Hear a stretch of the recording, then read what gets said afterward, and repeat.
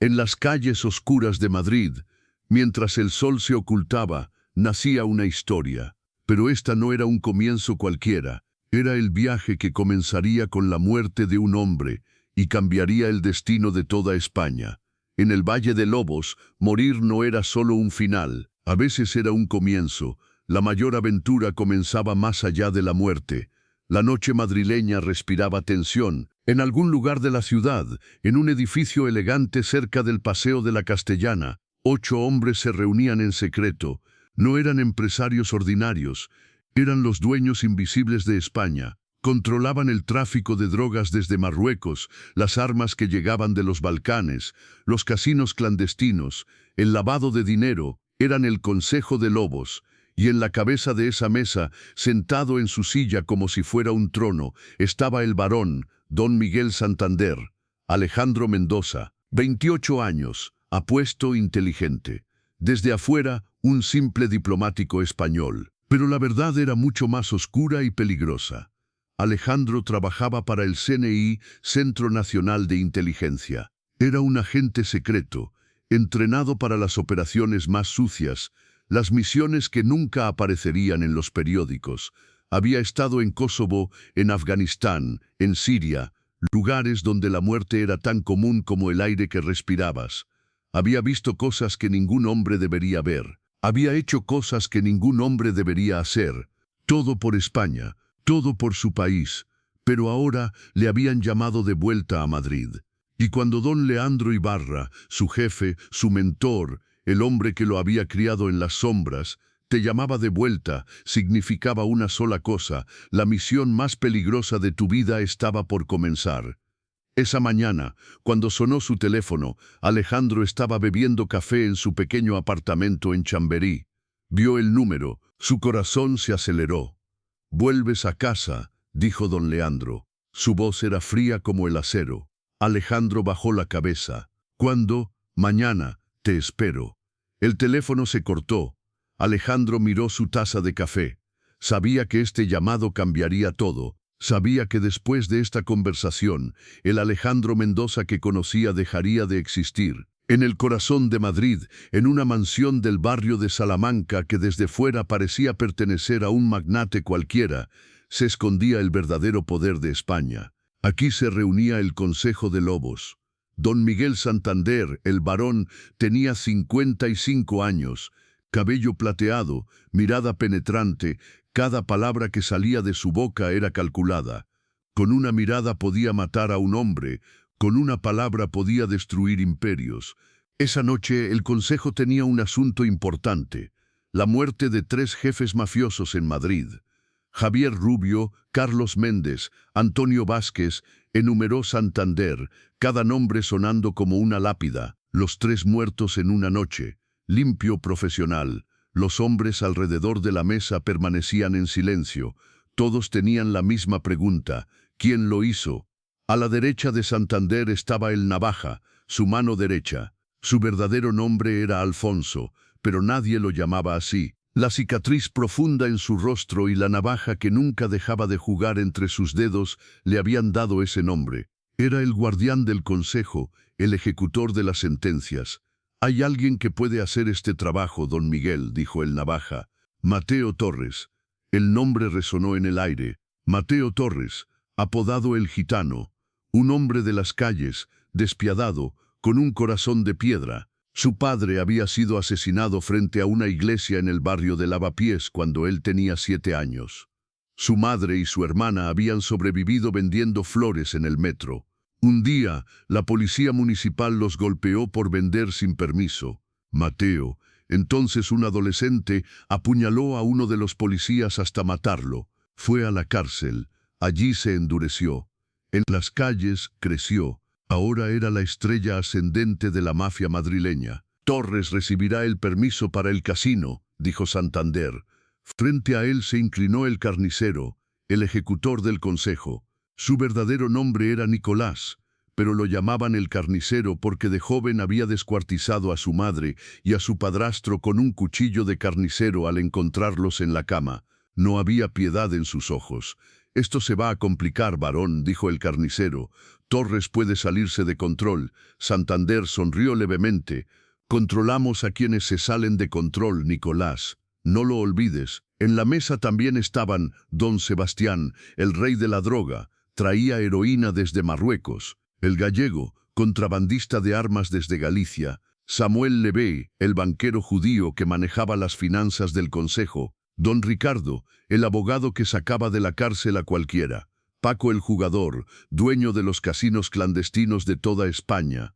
Todos obedecían al varón, todos le debían su poder, y todos sabían que desobedecer significaba la muerte. Cuando Alejandro Mendoza regresó a Madrid, el aire era frío. Desde el aeropuerto de Barajas, miró la ciudad que había sido su hogar. Pensó en su novia, Isabela Romero, su rostro inocente, la luz en sus ojos. Pensó en sus padres adoptivos, Marta y Enrique.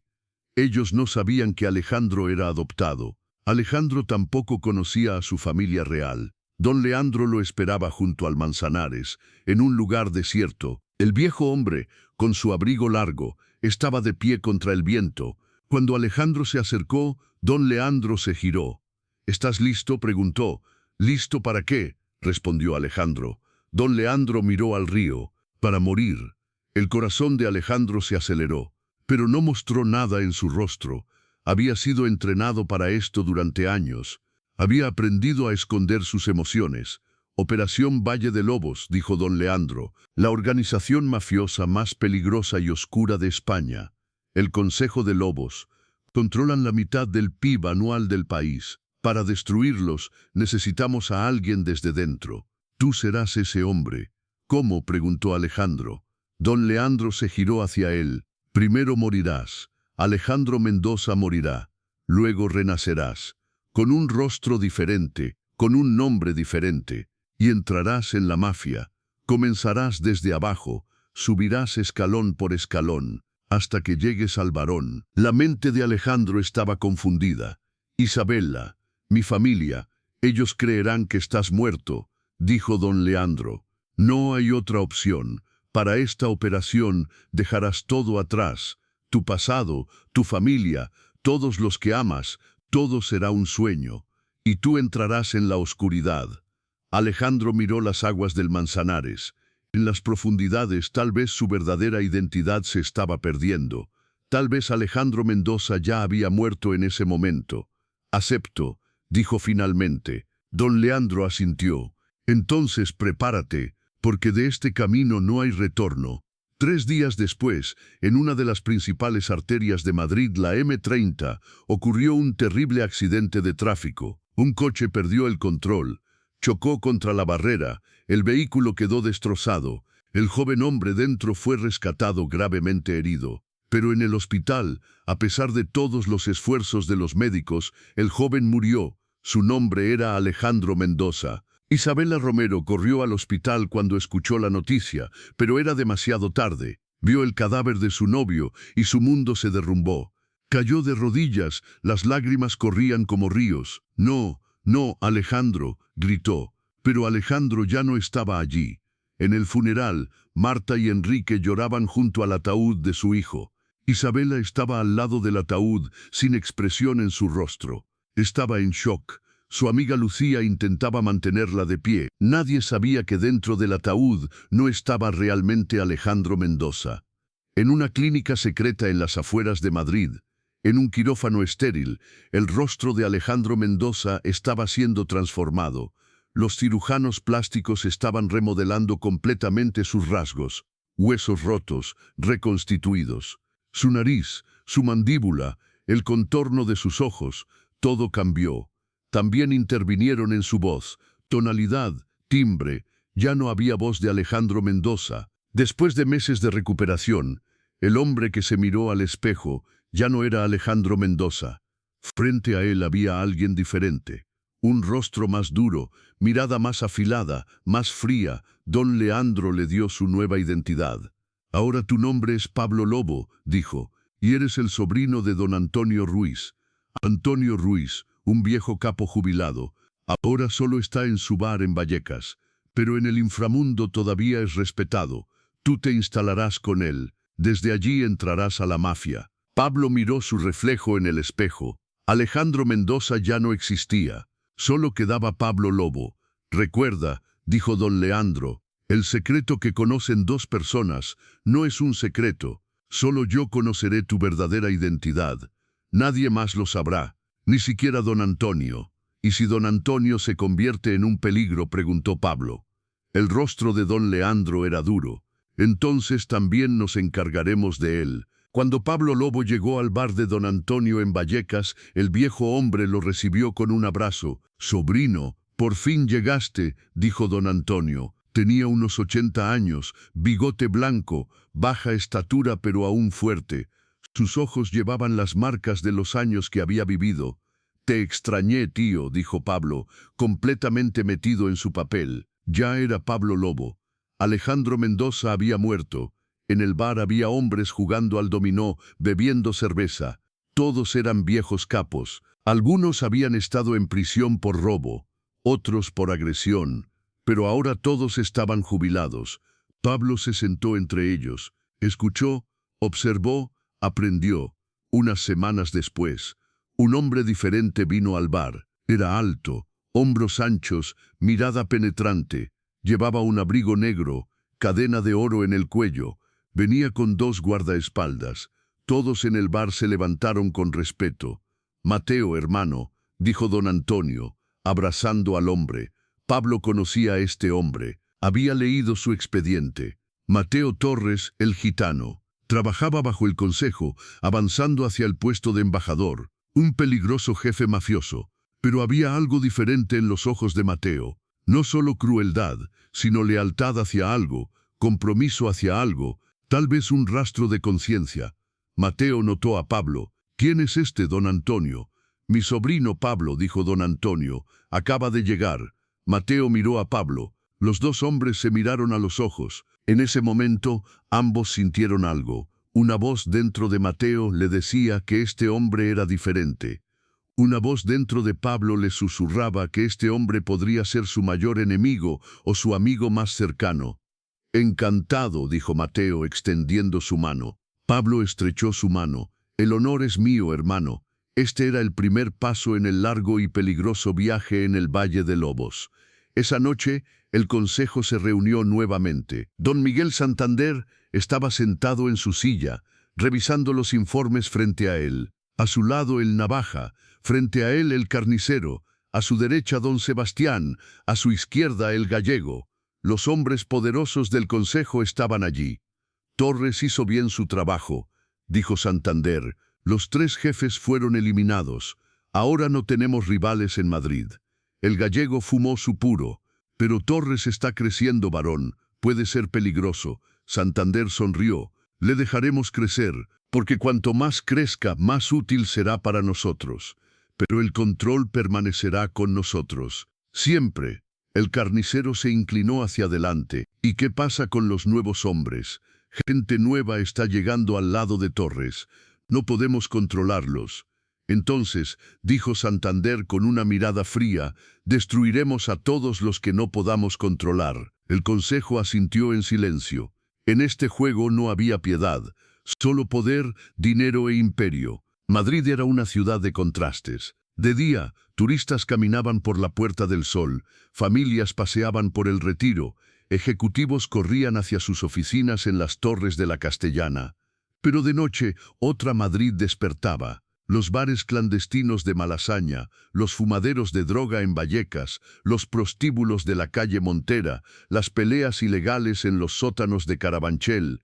Este era el Madrid que Pablo Lobo estaba conociendo. Las calles donde el dinero fluía como el alcohol, donde la sangre se derramaba como el agua. Mateo Torres controlaba gran parte del sur de Madrid.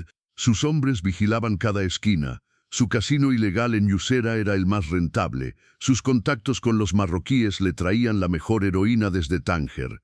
Y su lealtad al consejo le había ganado respeto. Pero Mateo tenía un código. No tocaba a los inocentes. No vendía drogas a niños. No permitía que sus hombres violaran o robaran a las familias trabajadoras.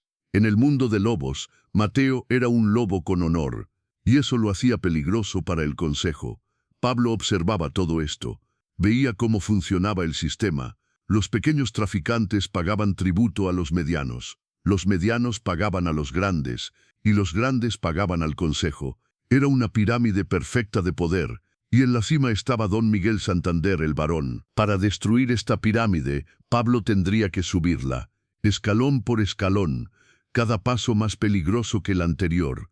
Después de esa noche, Pablo comenzó a encontrarse con Mateo más frecuentemente. Mateo había llegado a apreciar a Pablo. Veía fuerza en su silencio, determinación en su mirada. Un día, Mateo llamó a Pablo. «Ven conmigo», dijo, «voy a mostrarte algo». Pablo subió al coche de Mateo. A su lado estaba Juanjo García, el hombre más leal de Mateo, en la cárcel. Mateo le había ayudado.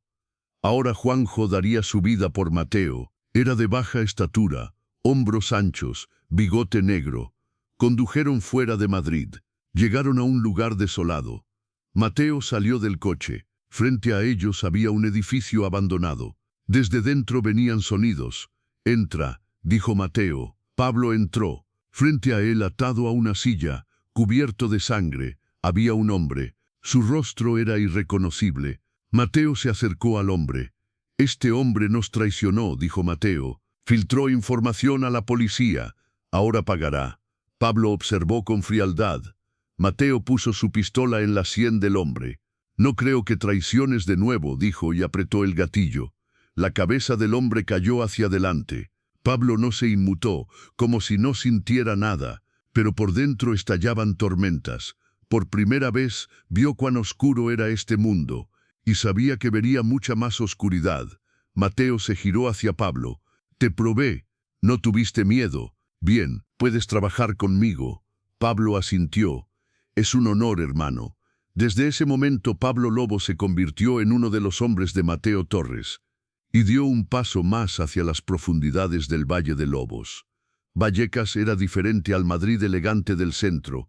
Aquí las calles eran estrechas, los edificios viejos, las paredes llenas de grafitis, pero aquí vivía la verdadera Madrid.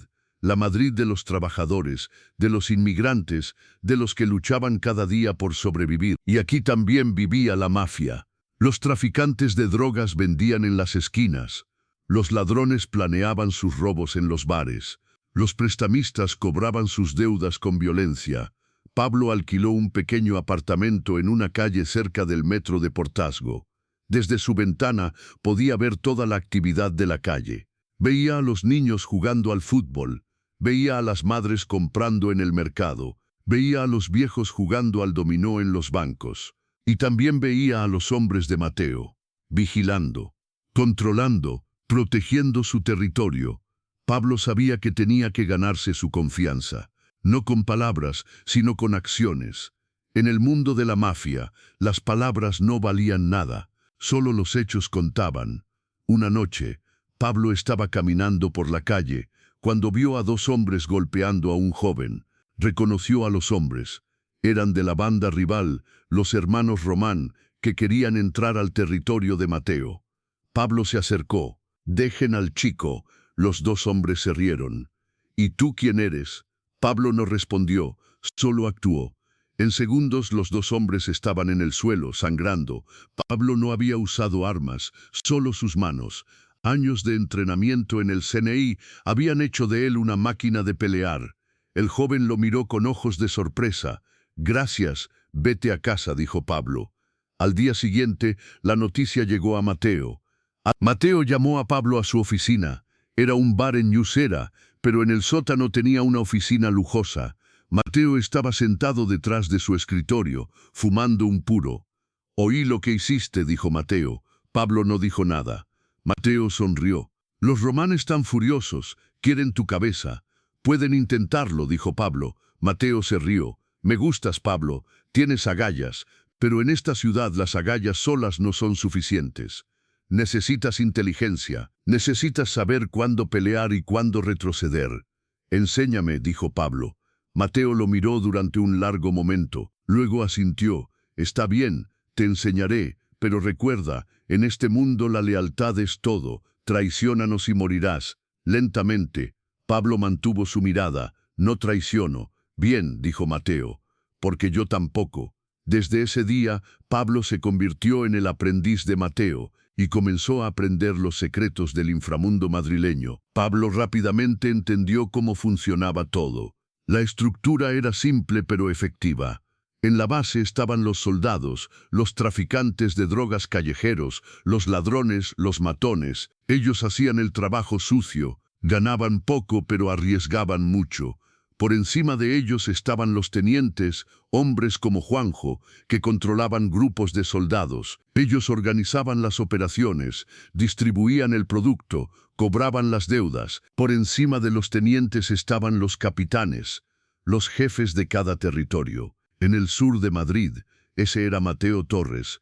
En el norte era Paco el Rubio. En el este era Luis el Gallego. En el oeste era Fernando el Catalán. Todos los capitanes reportaban al Consejo de Lobos, y el Consejo reportaba al barón, don Miguel Santander. Pero había algo más. Pablo descubrió que el Consejo no era el poder final.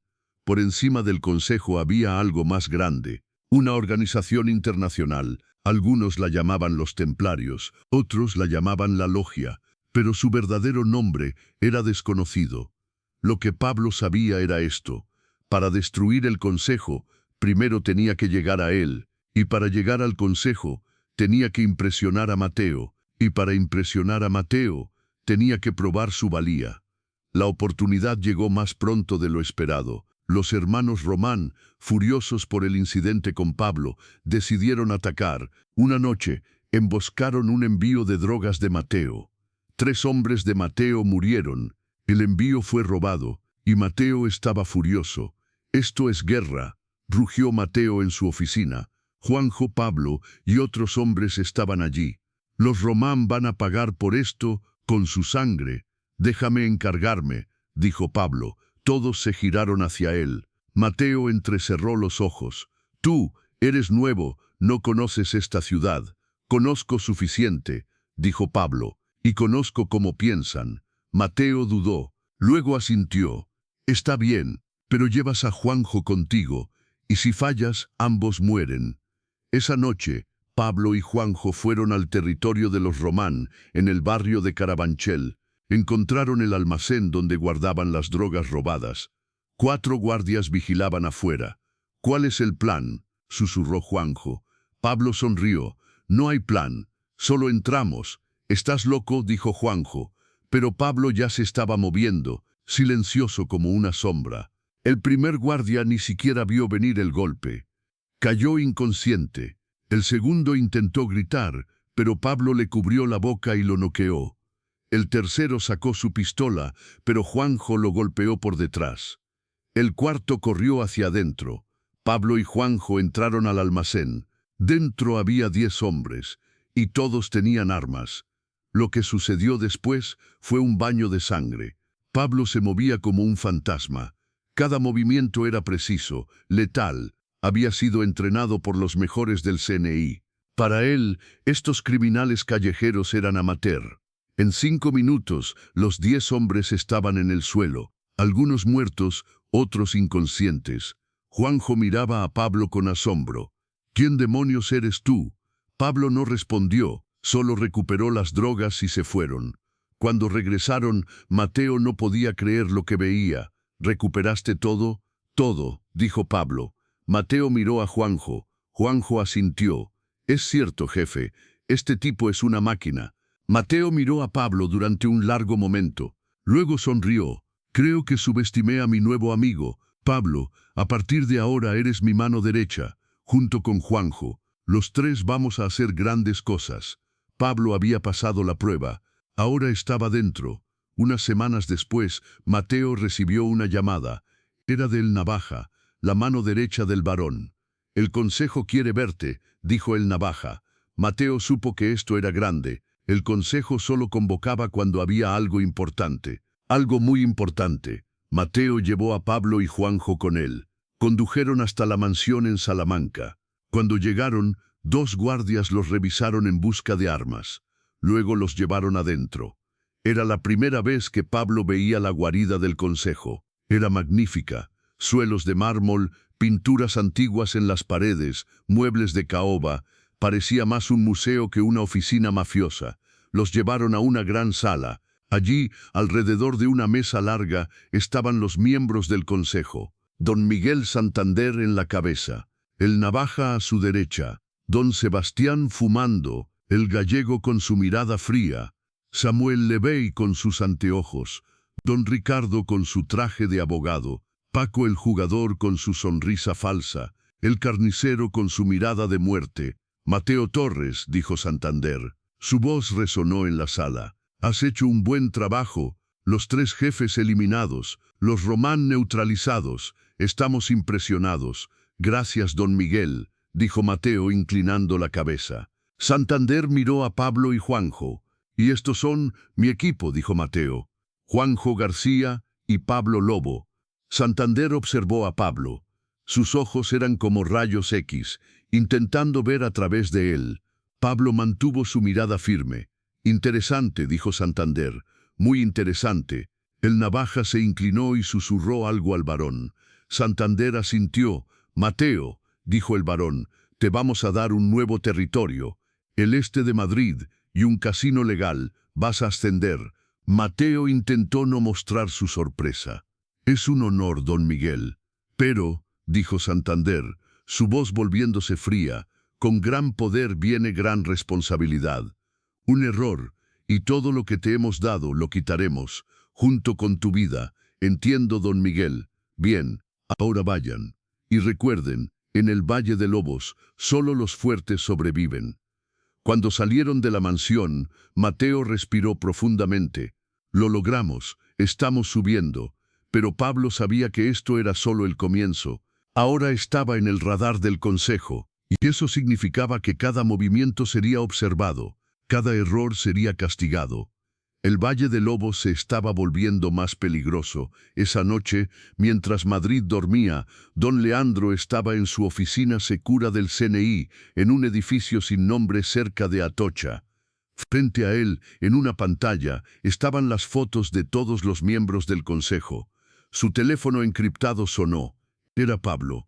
He entrado, dijo Pablo en código. Bien, respondió don Leandro. Ahora empieza la parte difícil. Ganarte su confianza. Pero no te acerques demasiado. No puedes volverte uno de ellos. Entiendo. Pablo, dijo don Leandro, recuerda quién eres. Recuerda por qué estás ahí. España cuenta contigo. No lo olvidaré, dijo Pablo y colgó. Pero mientras colgaba el teléfono, Pablo miró por la ventana hacia las luces de Madrid.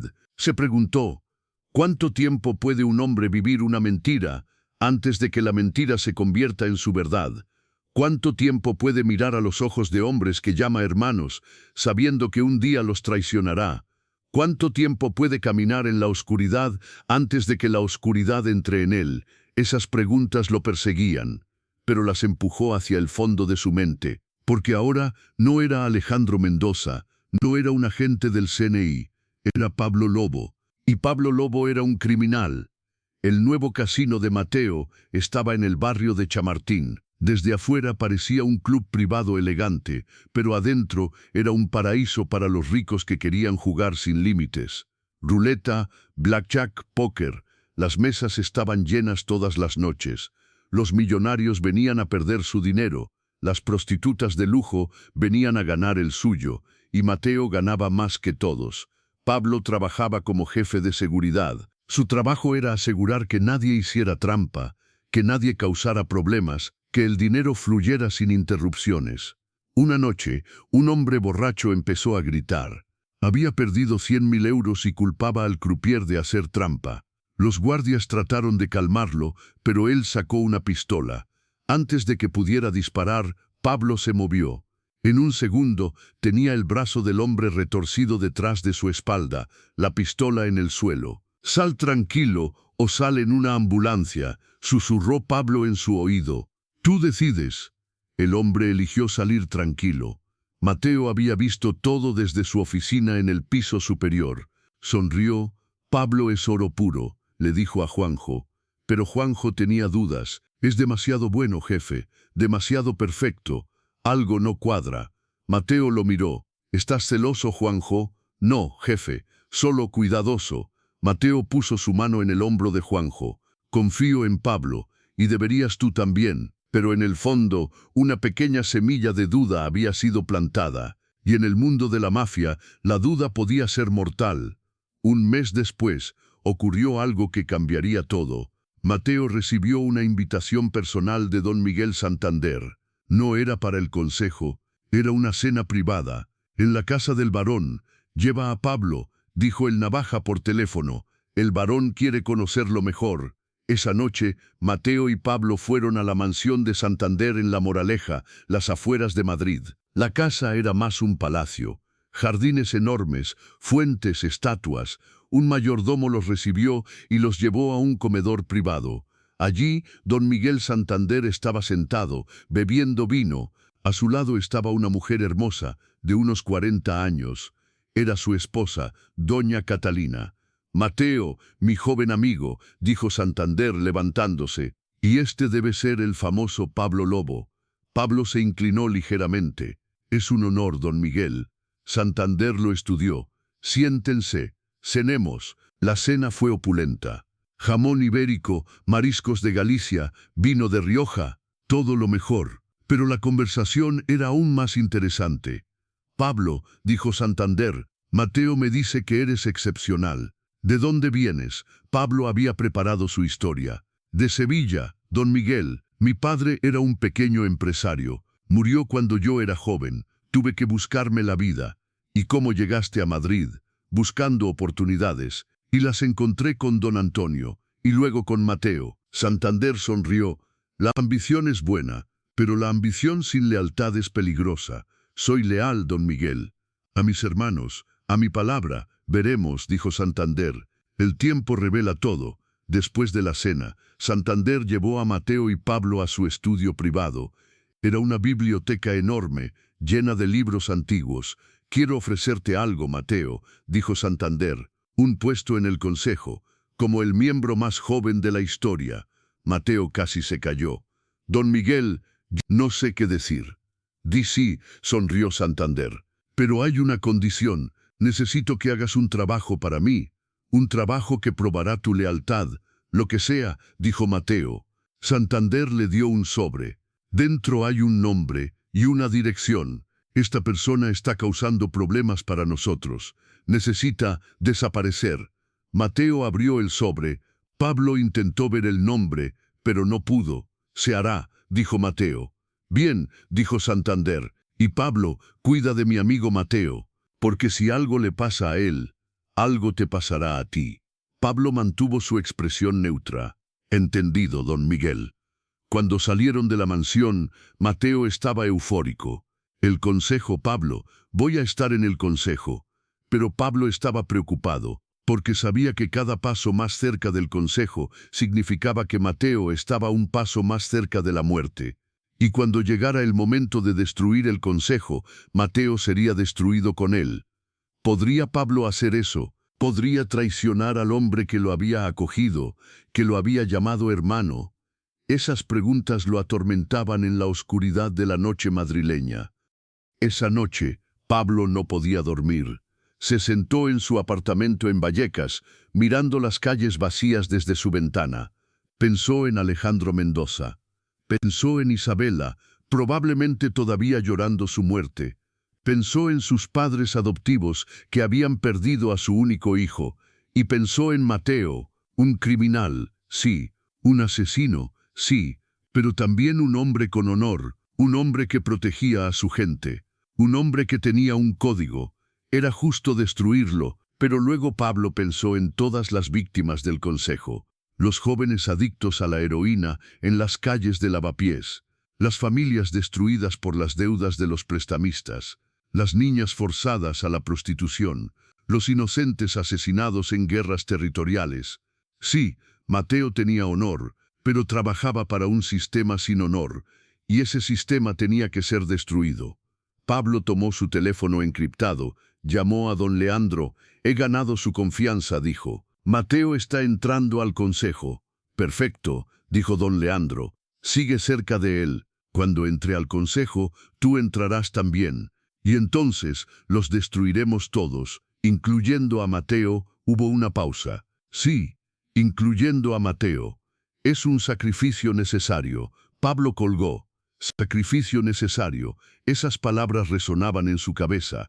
En el Valle de Lobos, todos eran sacrificios. La pregunta era, ¿quién sería sacrificado primero? Los días siguientes fueron tensos. Mateo preparaba el trabajo que el varón le había asignado. Pablo intentaba descubrir quién era el objetivo sin levantar sospechas. Finalmente, una noche, Mateo se lo dijo. Es un fiscal, Fernando García. Está investigando las operaciones del Consejo. Tiene demasiada información. Necesita ser silenciado. Pablo sintió que su estómago se revolvía. Un fiscal, un hombre bueno tratando de hacer justicia, y él tenía que ayudar a matarlo. ¿Cuál es el plan?, preguntó Pablo.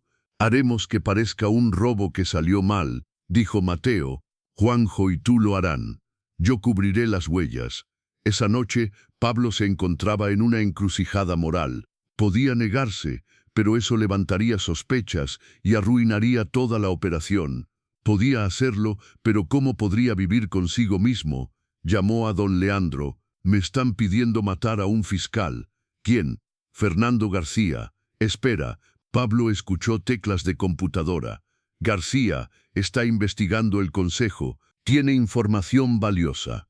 Entonces no puedo matarlo. No, dijo don Leandro, pero podemos fingir que lo hiciste.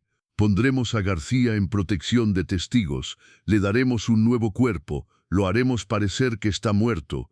Tú y tu equipo lo matarán, el Consejo pensará que está muerto, y García continuará su investigación en secreto.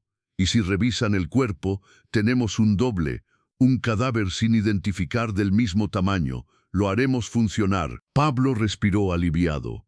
Está bien, lo haremos. 3 noches después, Pablo y Juanjo fueron al apartamento del fiscal García. Era un edificio en el barrio de Retiro. Cuando llamaron a la puerta, García abrió. Antes de que pudiera gritar, Pablo lo golpeó y lo noqueó. Juanjo miró sorprendido. Pensé que íbamos a matarlo. Así es más limpio, dijo Pablo. Sin sangre, sin ruido. Habían planeado que pareciera que García fue asesinado en otro lugar y su cuerpo fue desechado. El CNI ya había preparado el cuerpo falso. Lo pusieron en el maletero del coche de García y lo condujeron a un descampado en las afueras de Madrid. Allí quemaron el coche con el cuerpo dentro. Cuando la policía lo encontrara, asumirían que era García. Mientras tanto, el verdadero García fue llevado a una casa segura del CNI. Le explicaron todo. Al principio estaba furioso, pero cuando entendió que podía continuar su investigación en secreto, aceptó. Pablo regresó con Juanjo. Está hecho. Bien, dijo Juanjo. Pero Pablo notó que Juanjo lo estaba observando extrañamente. ¿Sospechaba algo?